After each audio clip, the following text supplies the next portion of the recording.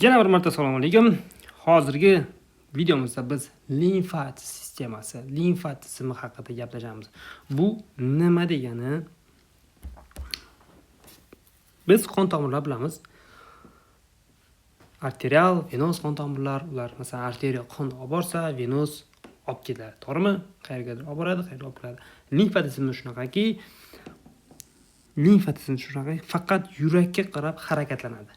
Bir tarafga qarab harakatlanadi. Uni olib keluvchi tomir bo'lmaydi. Bunday olib qaraganda bo'ladi. Masalan, u hujayra bo'lsa, mana hujayralar, to'g'rimi? Hujayra bo'lsa, shuni oralig'ida suyuqlik bo'ladi. Suyuqlik H2O. Hujayralar orasidagi suyuqlikni bu limfa tuguni, limfa sistemasi olib ketadi. Tushundingmi?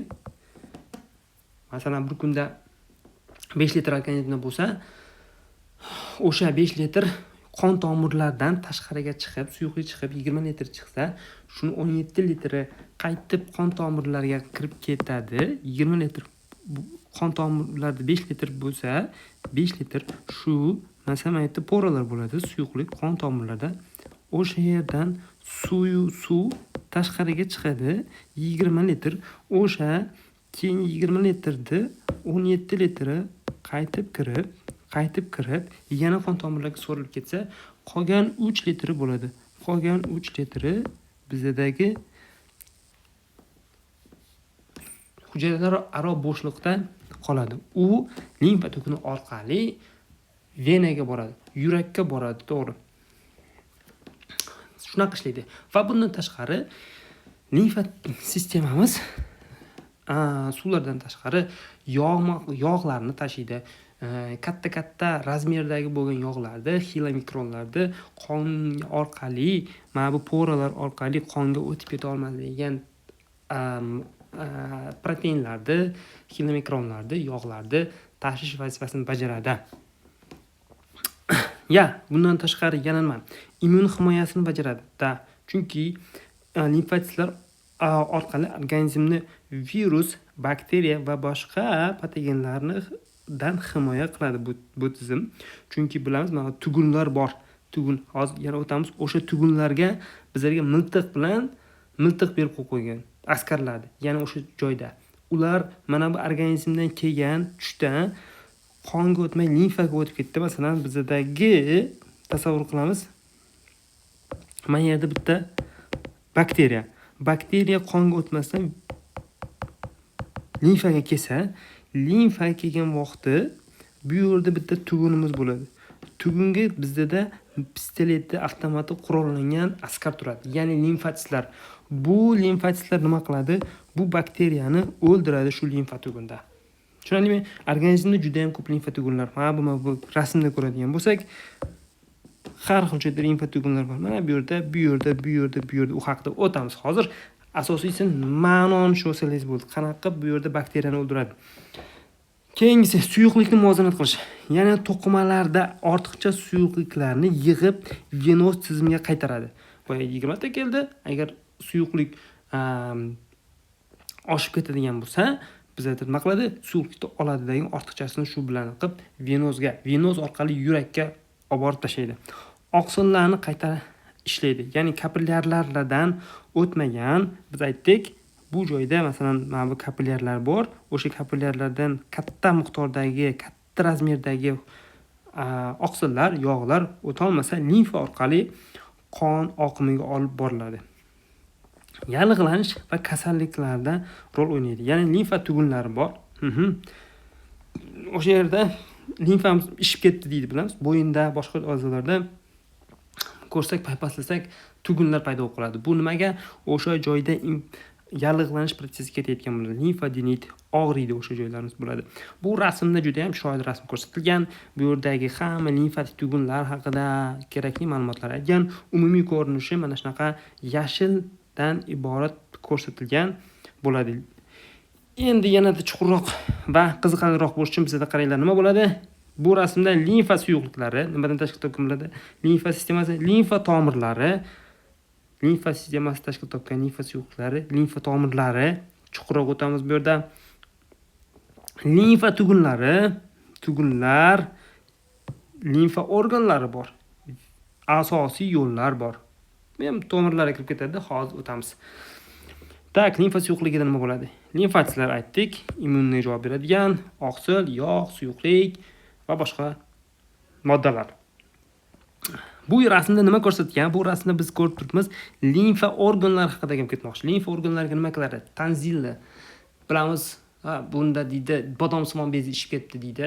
Bolalarni ko'rsak, bunda ishib ketadi. Nimaga ishib ketadi? Ko'p shamollagan vaqtda o'sha yerdagi infeksiyalarga qarshi immunitetimiz rivojlanib, o'sha yerda ko'p hujayralar kiradi va immun hujayralari paydo bo'lib turib, o'sha yerda ishib ketadi. Timus, aerosimon bez, biz bildik, uni oldingi videolarda gaplashdik. U immun sistemimizning asosiy qismi qilib, balog'at yoshgacha bizlarda faoliyatini davom ettiradi. Balog'at yoshidan keyin u yog' sifatida qolib ketadi. Sababi o'sha yoshgacha bizda til limfatitlarni yetishtirib bo'ladi. Undan keyin o'zi yo'q. Undan keyin uning faoliyati tugaydi. Spleen degani bizda taloq bilamiz. O'sha yerda taloqning taloq ham u yerda immunitet vazifasini bajaradi. B limfatitlar rivojlanishida o'zining katta funksiyasini bajaradi. Qonni tozalashda, qondagi bo'lgan tushgan virus bakteriyalarni o'ldirishda ham juda ham ahamiyatga ega. Limfa tugunlari bor. Limfa tugunlar nima qiladi? Limfa tugunlar har xil joylarda joylashib bo'lgan, yangi u yerda immun hujayralari bo'ladi. Ya'ni pistoleti bor, avtomati bor. Qani begona odam kelsa o'ldiraman degan. Agar shu yerdan ham o'tib ketadi, shu yerga keladi, limfa tomirlar orqali shu yerga keladi, tirsiz o'ldiriladi, yo'q bo'ladi. O'sha yerda hujum ketadigan bo'lsa, o'ldirilmayotgan bo'lsa, juda ham qiynaladigan bo'lsa, ishib, bu yerda limfadenit, mana bu tugunlar ishib og'riydigan holatlarga kelib qoladi. Suyak ko'mirni bilamiz, o'sha yerda limfatlar ishlab chiqariladi. Keyingisi juda ham muhimlardan bittasi tomirlar, limfa tomirlar.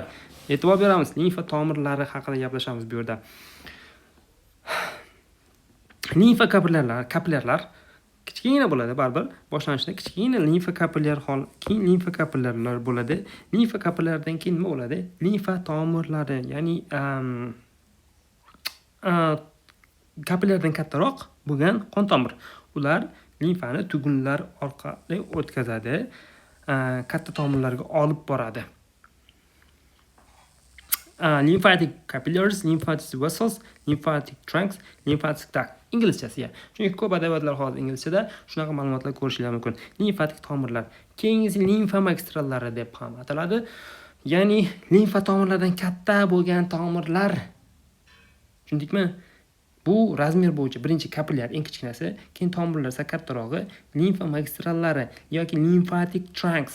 U tomirlardan esa kattaroq bo'lgan qon tomirlar, eng kattasi limfa yo'llari. Ducts ham deb ataladi.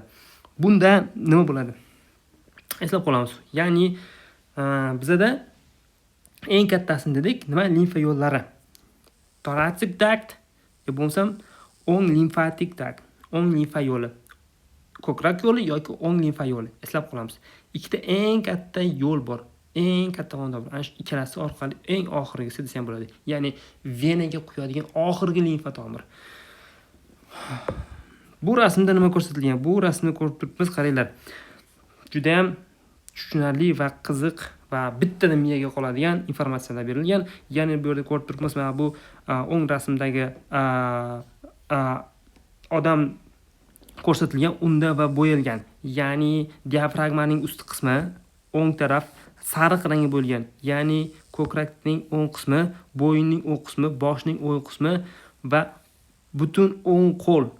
Mana shu yo'l orqali ketadigan, boradigan har qanday limfa yo'li bizlar o'ng limfa yo'liga quyiladi. Ikkita katta qon tomir, ikkita katta tomirdagi oxirgi, to'g'rimi? Bittasi o'ng limfa yo'li, ikkinchisi chap ko'krak yo'li yoki ko'krak yo'li yoki thoracic duct ham deyiladi. Ko'krak yo'liga bu o'ng limfa yo'liga, mana sariq bilan ko'rsatilgan, ya'ni diafragmaning o'ng qismi, o'ng taraf, ko'krak qismi, ko'krak taraf, o'ng tarafi, o'ng bo'yin qismi, o'ng boshning o'ng tarafi va o'ng qo'ldagi hamma limfa limfalar, limfa kapillyalari, limfa suyuqliklari yig'ilib qayerga quyiladi bizga? O'ng limfa yo'liga. Tushundingmi? O'ng limfa yo'li mana rasmda chap tarafda birinchi rasmni ham ko'rib turibmiz. Mana hozir chizdim ustiga o'ng limfa yo'li. O'sha bilan borib qayerga quyiladi? Vena burchagi, ya'ni subklavian vena bilan yugular vena qo'shilgan joyga. Eng muhimi yana bitta bu joy qolgani esa, ya'ni buni biz 25% deydigan bo'lsak, 25% limfa suyuqlik o'ng limfa yo'li orqali venaga quyiladi. Qolgan 75% esa ko'krak yo'li orqali, thoracic duct orqali bizga limfa yo'liga quyiladi. Qolgan ikkita oyoq, mana ikkita oyoq, chap qo'l, chap ko'krak, chap bosh, chap bo'yin hammasi chap tarafda joylashgan chap limfa yo'liga quyiladi. Mana bu joyda rasmda ko'rsatilgan bu o'ng chap tarafdagisi, ya'ni ko'krak yo'li, thoracic duct. Bu esa o'ng tarafda joylashgan, ya'ni 25% limfa suyuqligini o'z bilan qabul qiladigan. Bu 75% limfa suyuqlikni tashiydigan yo'l. Ikkita katta dedik, to'g'rimi? Endi shu joyda biz bilishimiz kerak bo'ladi. Shu ikkita katta yo'l ham o'z navbatida undan kichkina bo'lgan magistral tomirlardan suyuqlikni oladi. Eslab qolishimiz kerak bo'ladi, chunki har bir a'zoda o'sha magistral yo'llar, magistral tomirlar qon tomirida olib keladi. Ya'ni o'ng taraf kichkina 25%, to'g'rimi? U 3 ta magistral tomirdan limfa suyuqligini oladi. O'ng limfa yo'li 3 ta magistral tomirdan suyuqlikni oladi. 5 chap taraf katta, to'g'rimi? 75% dagi suyuqlikni, limfa suyuqligini qabul qilib venaga yuboradi. U 5 ta magistral tomirdan suyuqlikni oladi. Bular qaysilar? Mana thoracic duct, o'ng chap tarafdagisi yugular sinistradan, subclavian sinistradan, branchomediastinal sinistra, intestinal va lumbalis degan katta magistral tomirlardan oladi. Endi bu yerda nima degani? Yugular degani, bilamiz, yugular vena boshdagi, chap tarafdagi bosh qismidagi hamma limfa yo'llari o'shanga keladi. Mana bu rasmda ham ko'rsatilgan, ko'rib turibmiz. Qo'yoq. Qaranglar, bitta bosh tarafdagisi yugular venadan keladi, subclavian bo'lsa qo'ldan keladi, chap qo'ldan, branchomediastinal, bronx bu o'pka, o'sha o'pka tarafdagi mediastinal qismidagi hamma limfa suyuqliklarini tashiydi. Ya'ni chap qo'l, chap bosh va chap tarafdagi o'pkadan. Tushundingmi? O'sha tarafdagi a'zolardan. Va eng muhimlardan bittasini eslab qolamiz, intestinal, juda katta, juda muhim. Pastda joylashgan bo'ladi. Mana intestinal nima qiladi? Ichki organlardagi limfa suyuqliklarni o'sha yerga tashiydi. Va undan yana bitta muhim bittasi bo'lgan lumbalis bu orqa tarafdagi a'zolardan limfa suyuqliklarini tashiydi. Tushundingmi? Juda ham yaxshi. Endi o'ng limfa yo'li nima qiladi? Xuddi shunaqa. Bitta qo'ldan olib keladi. Qo'ldan olib keladiganimiz nima deymiz? Yugular deymiz, subclavian dexter deymiz. Ya'ni subclavian, o'ng qo'ldan olib kelsa subclavian venadan, tomirdan, boshdan olib keladigan bo'lsa yugular ven tomirdan, biz aytdik, bronxlardan yoki bronx mediastinum o'ng tarafdagi a'zolardan, ya'ni plevraning yuqorisi o'ng tarafdagi a'zolardan branchomediastinal yo'ldan qon tomiri tashiydi. Bitta e'tibor bilan qaraymiz, bitta tushunamiz, shunday qolib ketadi. Xudo xolisa cho'tchi bo'lasizlarda.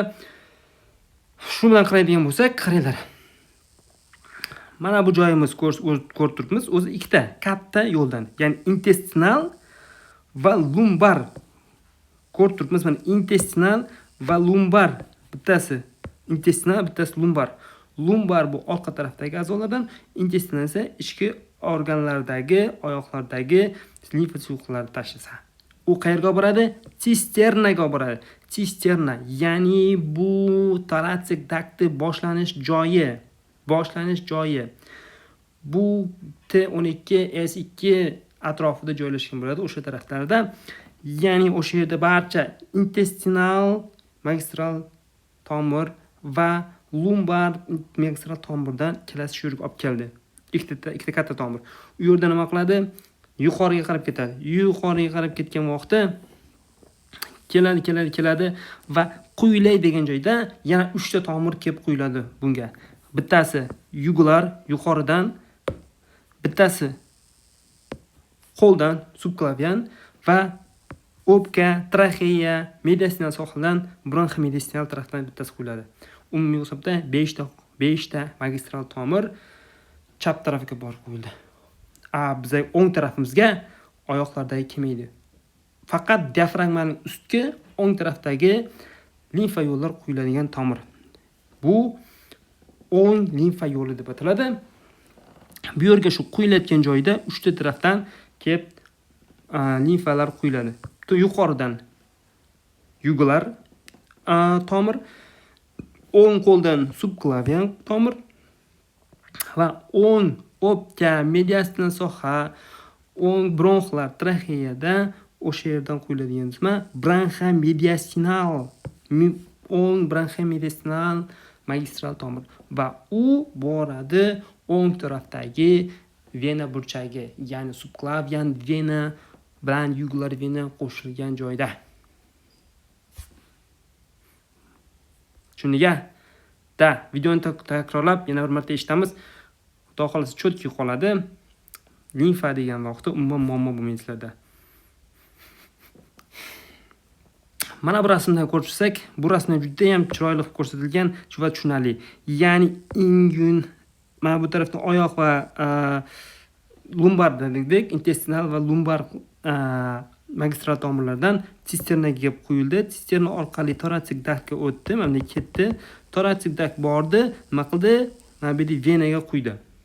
O'ng tarafimiz esa, o'ng yo'limiz esa bu yerdagi o'pkadagi mediastinal sohadagi anaqalar limfalar oldi, keldi.